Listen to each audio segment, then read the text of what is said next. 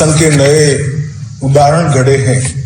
ऐसे हमारे lieutenant governor श्रीमान मनोज सिन्हा जी आज के कार्यक्रम में फिजिकली और वर्चुअली उपस्थित रामानुजाचार्य के सहस्त्रों अनुयायीगण, आज मुझे बहुत आनंद है कि श्रीनगर कश्मीर में रामानुजाचार्य के संगमरमर से बनी शांति प्रतिमा का अधिष्ठापन करने का सौभाग्य आज जीयर स्वामी जी के तत्वाधान में मुझे मिल रहा है। मित्रों, भारत हमेशा से हर युग में जब जब भी समाज को जरूरत पड़ी, जब जब भी समाज के अंदर सुधारों की जरूरत पड़ी, कोई न कोई महान संत ने, कोई युग पुरुष ने आकर भारत को सच्चा रास्ता दिखाने का काम किया है, समाज को सच्चे रास्ते पर ले जाने का काम किया है। और हमारे आंतरिक प्रकाश की जब जब जरूरत पड़ी तो संत परंपरा से एक सूर्य हर समय पर, हर युग में उदय हुआ, जिसने फिर से हमारी सांस्कृतिक और धार्मिक यात्रा को युगों युगों तक आगे बढ़ाया। इसी प्रकार से रामानुजाचार्य का जन्म भी और उद्भव भी ऐसे समय पर हुआ जब हमें इस देश को एक इसी प्रकार के महापुरुष की जरूरत थी। आज मैं इस अवसर पर सबसे पहले भगवत रामानुजाचार्य जी के जीवन को, उनके कर्तृत्व को और उनके व्यक्तित्व को बार बार नमन कर प्रणाम करना चाहता हूं। आदि शंकर के फिर से भटकाव में आने लगा था, सामाजिक एकता समाज की खंडित होने लगी थी, अनेक प्रकार के कुरिवाजों से समाज ग्रसित होने लगा था, तब पुनः विधाता ने भारत को भगवत रामानुजाचार्य के रूप में एक महापुरुष के रूप में भेजकर वैष्णव मानव धर्म को उसके मूल के साथ जोड़ने का एक महान कार्य उनके हाथों से कराया। 2017 में भगवत रामानुजाचार्य की 1000वीं वर्षगांठ परम पूज्य जीयर स्वामी जी के अति परिश्रम और निष्ठा के साथ मनाने का जो देश भर में प्रयास हुआ, उसमें नरेंद्र मोदी जी ने 15 अगस्त को लाल किले की प्राचीर से भी पूरे देश को भगवत रामानुजाचार्य के संदेश के अनुरूप जीवन जीने का एक आग्रह भी किया था और उन्होंने एक प्रकार से कई युवाओं को भगवत रामानुजाचार्य में से प्रेरणा लेने का बात भी की थी।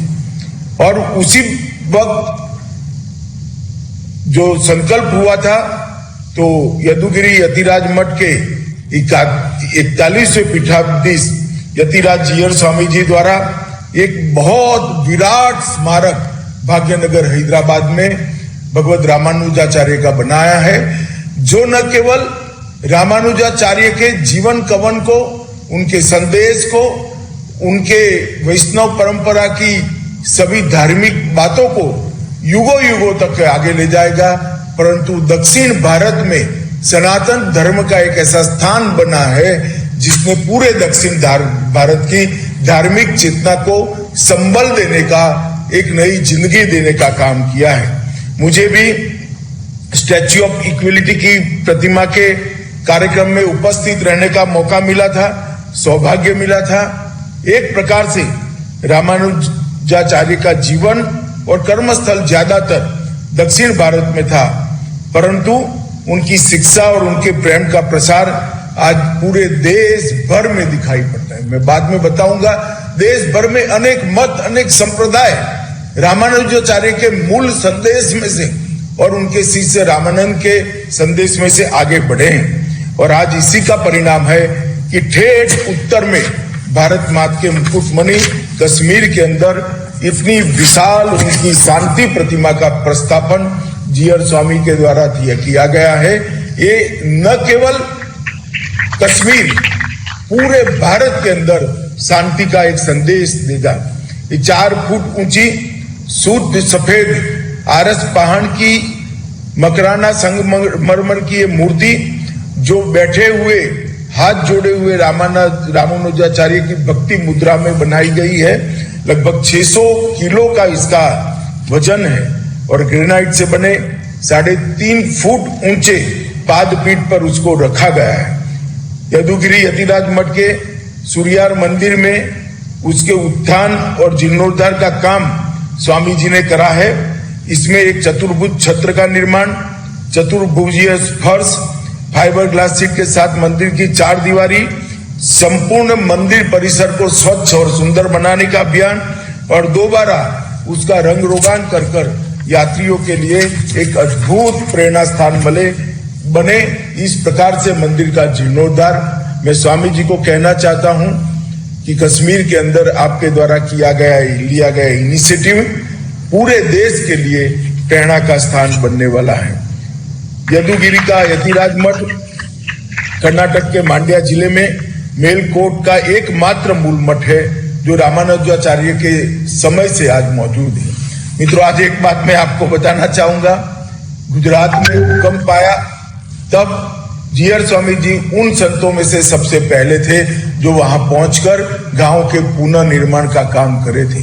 मैं भी उस वक्त उनको मिला था और उनके नेतृत्व में जो गांव का पुनर्निर्माण हुआ है उसमें अब मैं स्वामी जी को बताना चाहता हूं, गुजरात सरकार भी अगले साल रामानुजाचार्य का एक बहुत अच्छा प्रतिमा वहां पर लगाने जा रही है, जिससे चिरकाल तक कच्छ के लोगों को यदुगिरी मठ ने जो काम किया है उसका एक चिर स्मृति बना रहेगा।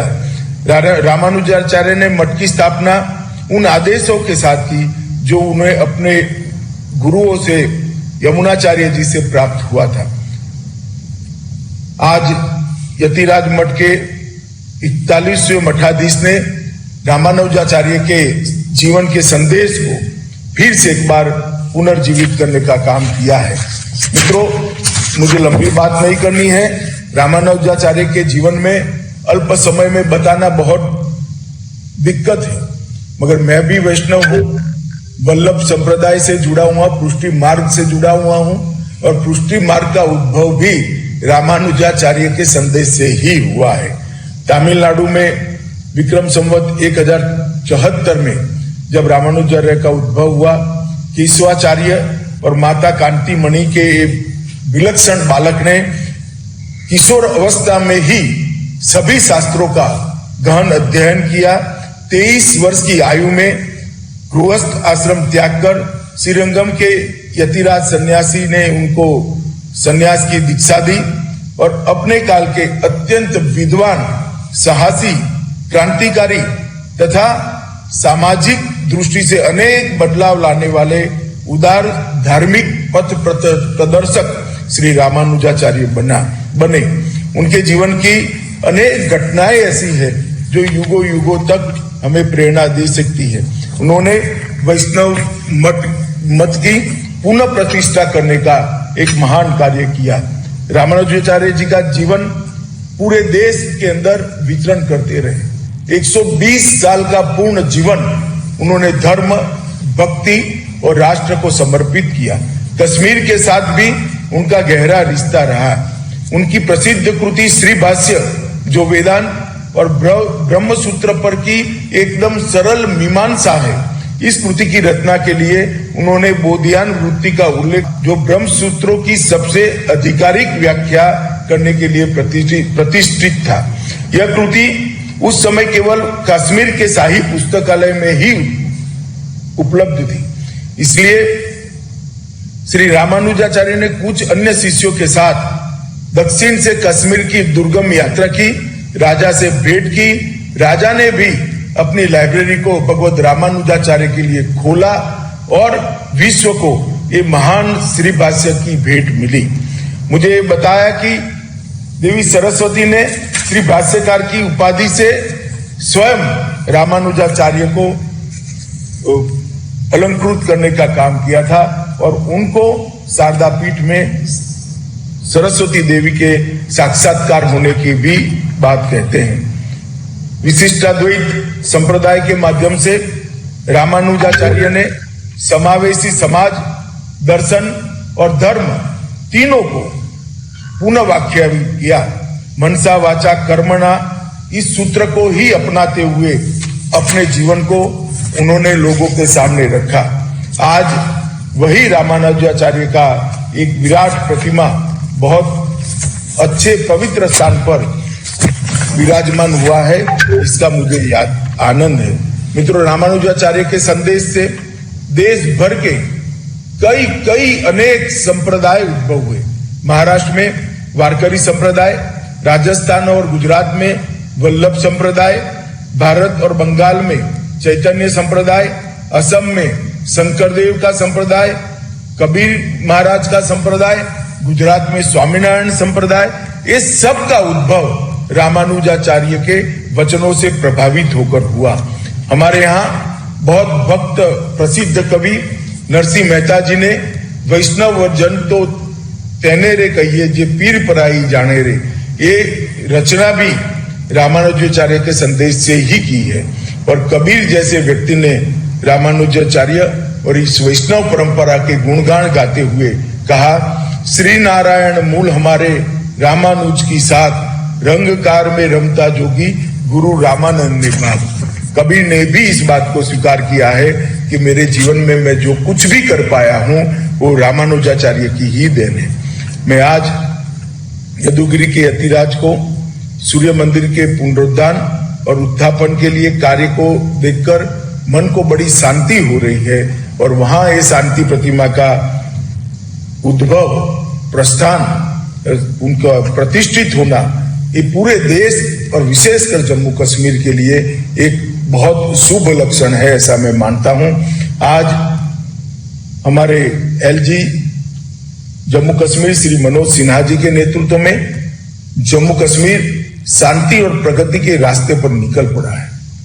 वहां पर आतंकवाद पर एक निर्णायक वर्चस्व प्रस्थापित करने का काम मोदी जी के नेतृत्व में मनोज सिन्हा जी ने किया है। और कश्मीर के जन जन तक कि बिना किसी भेदभाव से विकास के कार्य को पहुंचाने का काम भी उसने किया है। एक लंबे समय के बाद देश को अपेक्षा थी कि धारा 370 और 35A हट जाए, कश्मीर भारत के साथ अभिन्न रूप से जुड़ जाए।